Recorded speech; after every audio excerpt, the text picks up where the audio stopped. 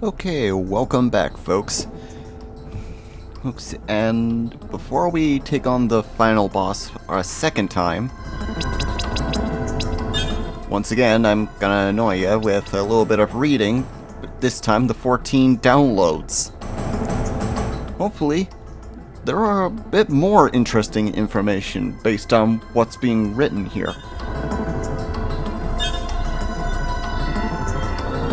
Lycom is a moon of the gas planet Coronador. It is the only life-bearing planet in the solar system of Enka.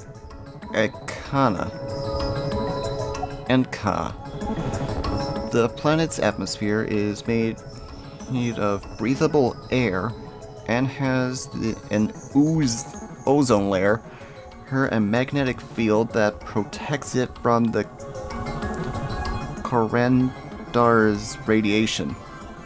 Lackheim is the home world of the Lackheim Empire.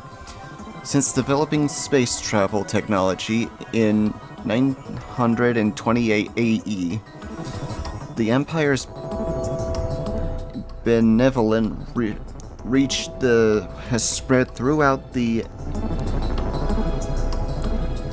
Earneth galaxy.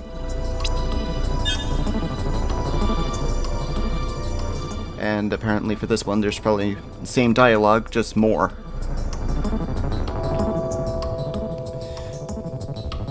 Lackheim is the moon of the gas planet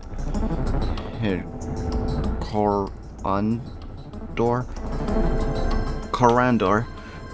It is one of the two life-breathing planets. It's in the solar system of Anka.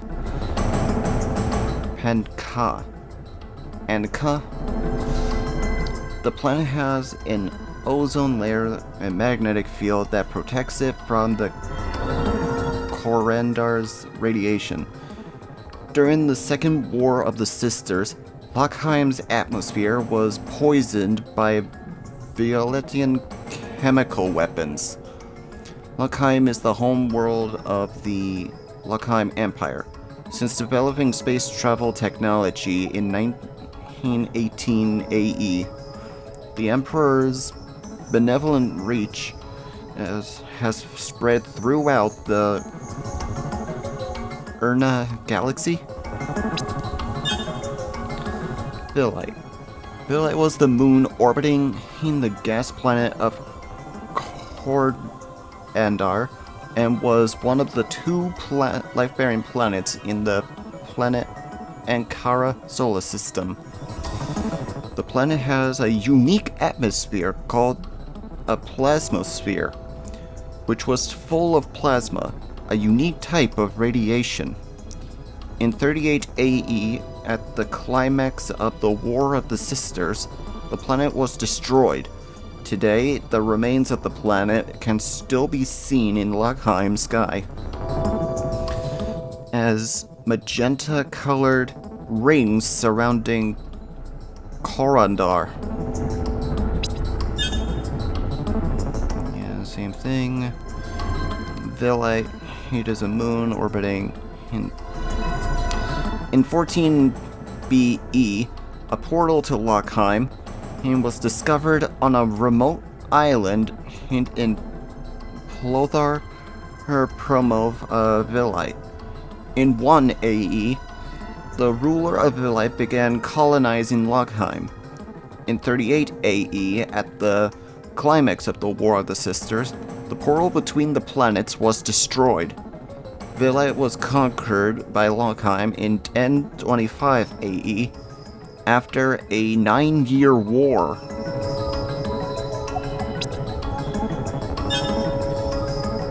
Lackheim's bitter rival Vilite, he was ruled by a mad despot who wished to control Lackheim's resources.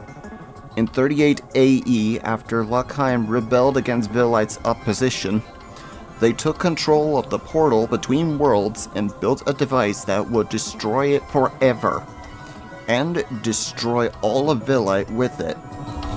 This harrowing but necessary act by Queen Elena the Great, founder of the Lughami Empire, ended Vilite's evil forever and won the War of the Sisters for Lughheim, beginning a new golden era. Let's see, what do they add for this one? Lughheim's rival, Vilite was ruled by a mad despot who wished to control the Lughheim's resources.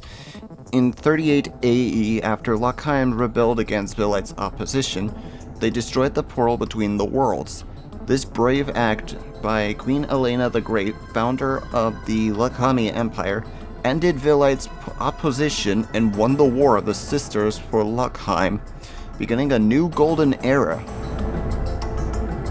That's it? Nothing new? Okay, that was lame. Proposed methods of their effectively curing the bleakness. Abstract. The bleakness, a generic mental condition that has been linked to several negative symptoms, has plagued Lughheim natives for over a millennium. In this paper, we propose possible cures for the disease by gene modification, influences of the synthetic plasma, the temporary exposure to plasma radiation. User testing consists of 50 adults per technique between the age of 20 and 40. Results were statistically significant for all techniques on both short-term and long-term examinations. P-values less than 0.1. Short-term measurements show that relief is reported by and measured in 0% of the gene modification subjects, 88% of the synthetic plasma subjects, and 100% of the plasma radiation subjects. Long-term measurements show that this reported relief experienced by 2 of the test groups does not last, within 86.2% remaining to baseline discomfort within 1 week, and 100% by 3 weeks. We recommend that further research is done on gene modification as technology improves. Nuvius Erovia has been the ruler of the Empire of Lughheim since 1045 AE. The Great Emperor's reign oversees not only the home world of Lughheim, but the many habitable explants that have been discovered and colonized throughout the Earnia galaxy. Nuvius was born in Varndigare metropolis as the only child to Emperor Leonius in 1013 AE. At a young age, he possessed a natural attribute for magic and thus was privately educated and groomed to become a powerful warrior. As heir presumptive,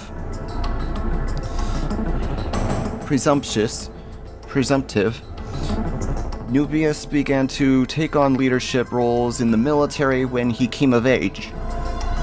In 1045 AE, Nuvius, following traditional rites of succession, challenged his father to mortal combat. Being the victor, Nuvius ascended to the throne. Under Nuvius's rule, the empire has flourished more than it ever has before. Interesting. Winderia is a small parasol planet in the Urneha galaxy. The exoplanet was first discovered by Lakhami scientists in 869 AE via high-power telescopes. In 1032 AE, the Imperial spaceship's Ambition made a successful voyage to Winderia, but remained in orbit in order to study the planet and its civilization from afar. After several months of research, it was deemed prudent to make contact with intelligent inhabitants of the planet. The Winderian natives proved to be peaceful, and eventually a successful trading agreement was established between Luckheim and Winderia. The Emperor now freely trades technology to the Winderians in exchange for their natural resources. Despite a few minor rebellions, the Empire's relationship with Winderia was considered to be very positive.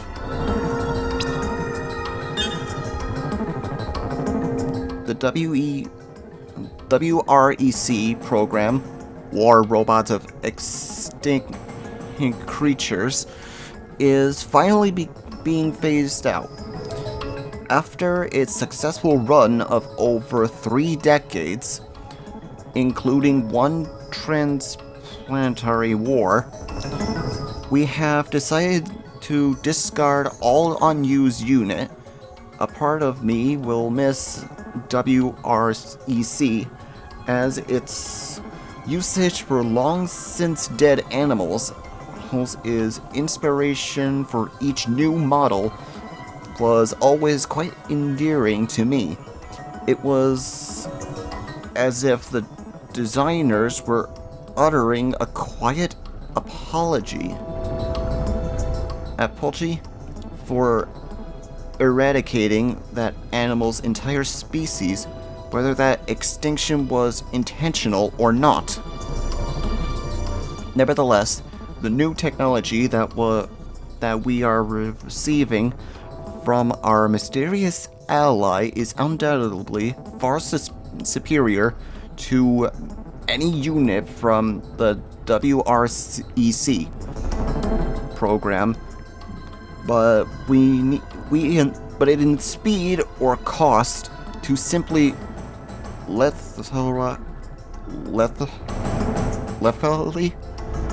lethally. Despite these new and exciting advances in science, a part of me will always miss the quaint little creatures from the WREC line. Jeez, what is wrong with these people?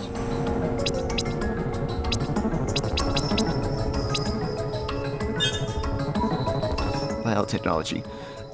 The new line of biotechnology war machines is proving to be quite effective. I would have never imagined juxtaposing simple metallic automata with literal biological organs. I'm surprised by the practicality of using enormous organic eyes as an ocular source for the robots, enhanced as they are, of course. An intentional side effect of the designs is that they are so unsettling. The individual who spearheaded this new technology, Amadeus, is somewhat of an enigma to me. He claims to be from Surfline, but I find that claim preposterous, considering the primitive level of scientific advancement of that planet. My skepticism is not shared with the new emperor. However, at least, he doesn't seem to care. Perhaps I will attempt to reverse engineer Amadeus's biotech creatures. It may be that I will find my answers there. The subject exhibited by an advanced growth rate, as well as an addition to new psychic abilities, despite the subject's parents being completely void of any talent. Although my colleagues consider this experiment to be a failure, as we've yet to achieve our true goal, I believe at least a step in the right direction. This will serve as a springboard for my next experiment.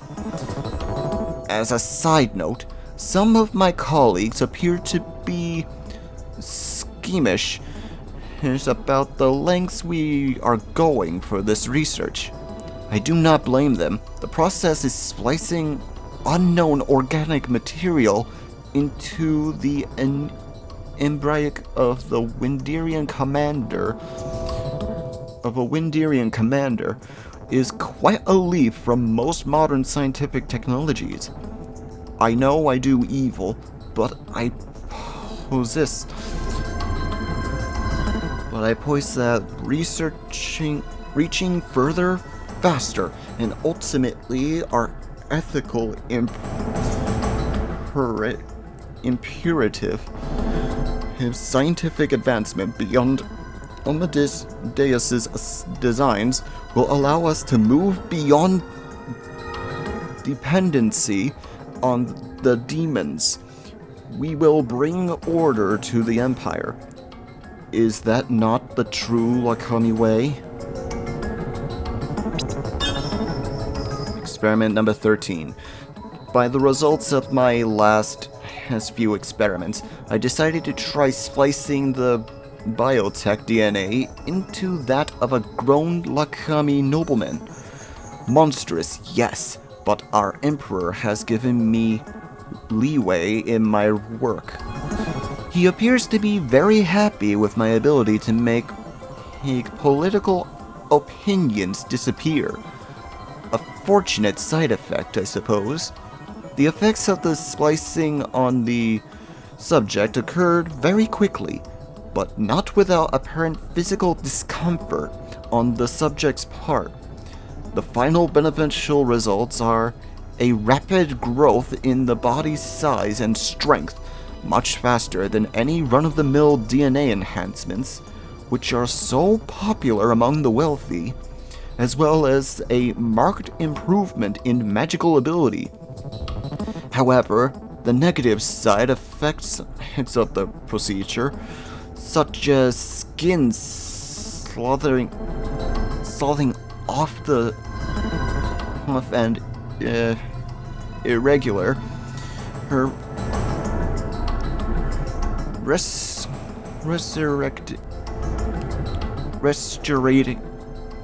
restricting the muscles, have made this procedure unfit for any practical applications. The results of this experiment have seemed consistent with demonic designs. I have seen this sort of monstrosity before. I am not yet free of their influence. Perhaps we must move beyond their biotechnological designs altogether. I will do whatever it takes. I will have to meditate on this.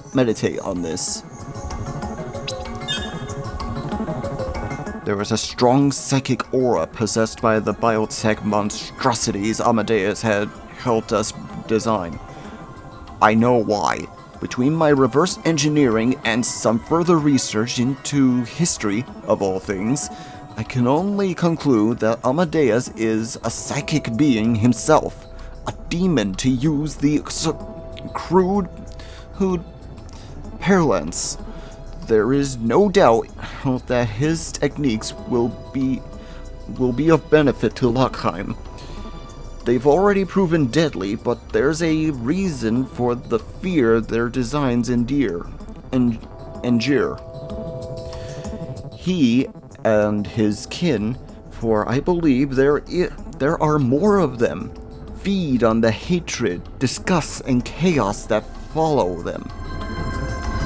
It aids Lockheim for now, but continued reliance on them will not do. Lockheim is built on order, on control. We cannot have such chaos following us everywhere. I must find a way to rid us of these so-called allies. Oh boy. That's it? That's all of it? Well, no sense in doing it now. Now, this is the file I got for... I just started up, and it's on, if you didn't take on Luna's younger version of her father, and stop the War of the Sisters from ever happening instead. So let's see if the ending is any different from that after doing this.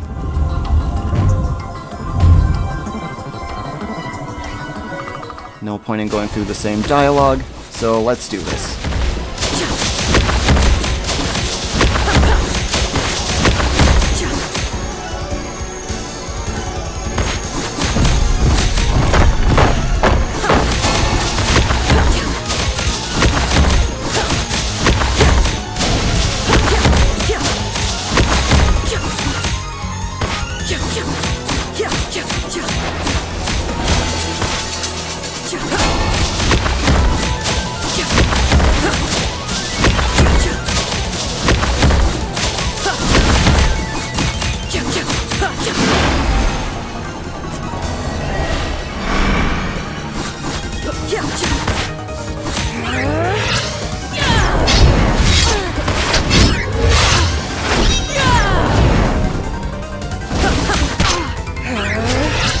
Slow moving, but it's effective.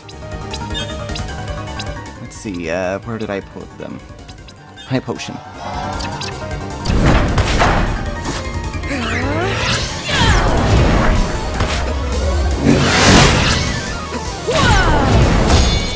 Gotcha!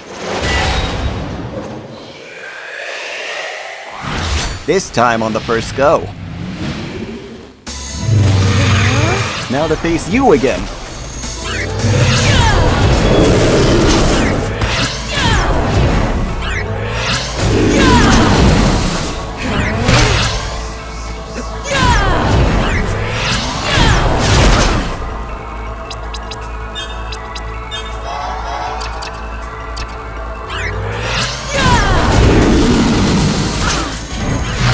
I'm trying to see if I can go through this entire boss battle, both phases, using only the Forbidden Tome.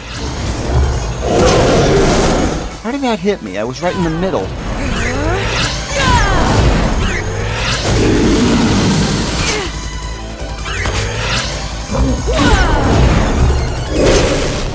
Damn it!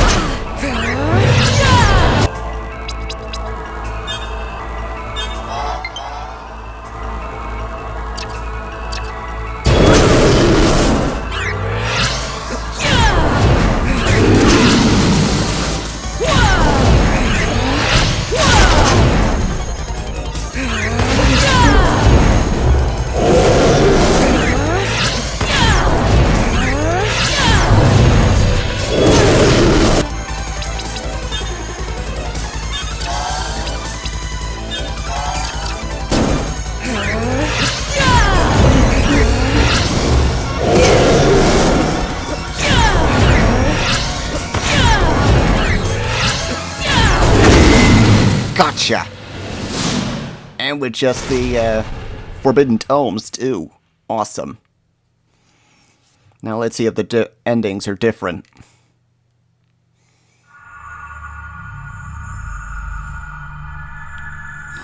Okay. The first bit is the same. Okay, that much is not new to anyone. But what about after this part? Time has been restored. I restored it. The Eternal Mother. I restored it. The greatest sacrifice, I never existed, but in exchange, I could fix it all. The ultimate time messenger, I suppose my true calling. My friends, my family would be okay.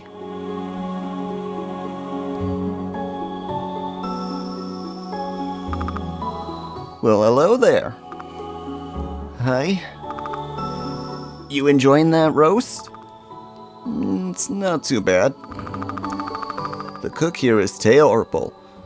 Come to my kitchen sometime, and I can give you some real meat. This should ease the symptoms a bit. Don't worry. Hey, I hear Villight is sending over another shipment of plasma. We'll be okay.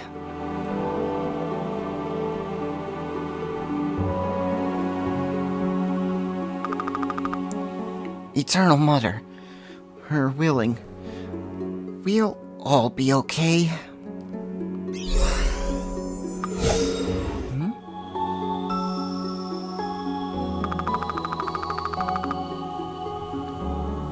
Oh, her friend is back. Her lover's alive. In this timeline. Good. And with the sightings of this treaty, Villight recognizes Lockheim as a fully independent nation and ally. For those Villettians wishing to remain, we will be expanding our settlements, and Villight has agreed to share its supply of plasma to all. We can thank the Eternal Mother for this peace. Captain Hirasel, I understand you have volunteers to lead the effort in patrolling the wilderness against the dangerous fauna? Yes, Your Highness. The goddess has inspired me to do what I can to help build your nation. Thank you. We will form a joint task force, a coalition between our nations. To all of you, I know this has been a rough few years.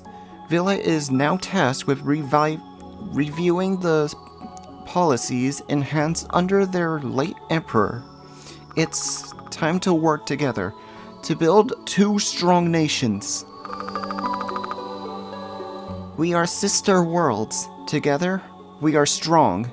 This is a good day. My love, we have made a better world. Goddess be blessed. Lockheim is tranquil peace. I made sure of that. Villa and Lockheim kept their peace for generations. Plasma was shared and the bleakness truly cured. They still explore the universe, delve into its secrets I can see, but now for knowledge understanding, not conquest. Eternal Mother guides their way. I guide their way. The universe has the happiness I never could.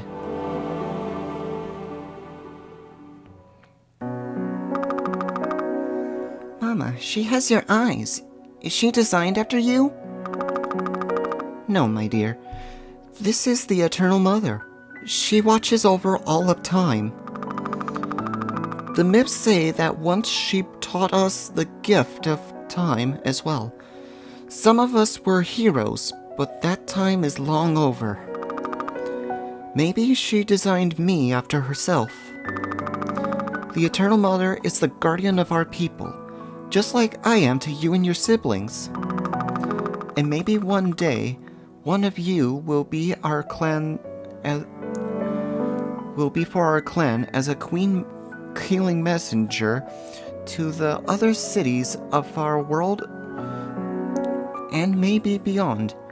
But we have seen peace for many generations. Hopefully you will never be needed, and we can be a family together forever. I like that. Now give thanks to the Eternal Mother, like I taught you. Thank you for your protection and love, oh holy goddess.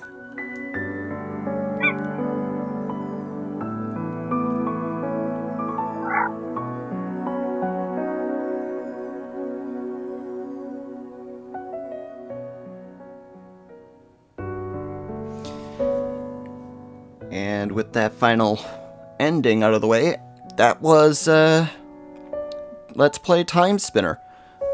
I hope you enjoyed this series. Did I like it? Yes. Yes, I did. Anything that has anything to do with being in control of time and stuff, I'm on, though. You got me hooked. The story was pretty fun. The mechanics were pretty fun. It was... I see some replay value in that game if you want to see all of the different endings in the game. Let's see. I liked each of the familiars that can be your partner for the game. For my favorite orbs that I liked using as my weapons in the game, definitely the blade weapons.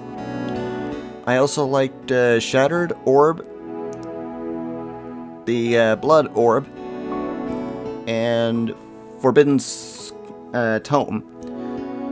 And I like how for the characters, they actually make a story for each one as you're doing their side quests.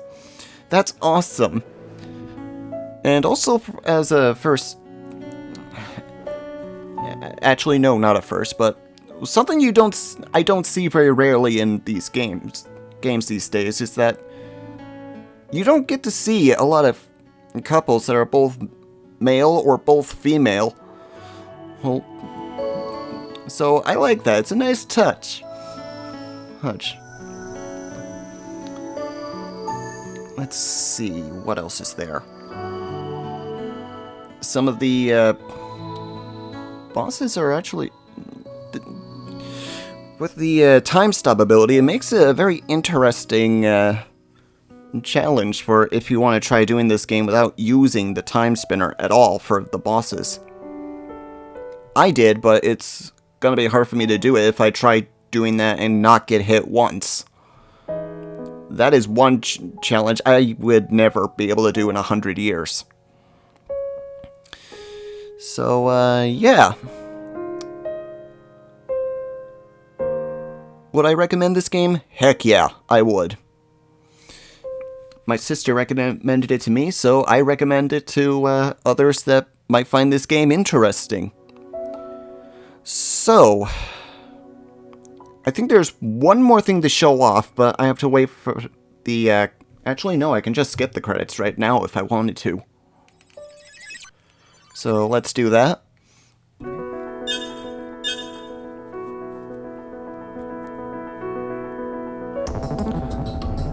And for defeating the final boss, there's one last chest to open. The Goddess Brooch. An iridescent brooch changes Lunaris' appearance. That actually looks pretty cool for her. And yeah, if I still stand by my idea for when I started this playthrough, she would make an interesting playable character in Smash Brothers. I mean, most of her tomes could... Any of them in her arsenal would be very interesting. This ability would be great for her recovery attack. And each of her up, side, or down attack would be depending on which tome is present. And I guess for her final smash, it would be using the ultimate attacks for each orb, while having the timeline stopped, so that it would paralyze the enemies for a second to take them out. Yeah, this idea kind of writes itself. Anyway, I hope you enjoyed this series of Let's Play TimeSpinner. If you enjoyed this series and would love to see me do more time-based games that have anything to do in any way, shape, or form with time travel and stuff, leave a like and comment hint down below, and subscribe. We do new videos every Tuesday, Thursday, and occasionally Saturday and Sundays. Till the next video, for the next series, this is Saur Darkchylde, signing off. Have a good night, folks.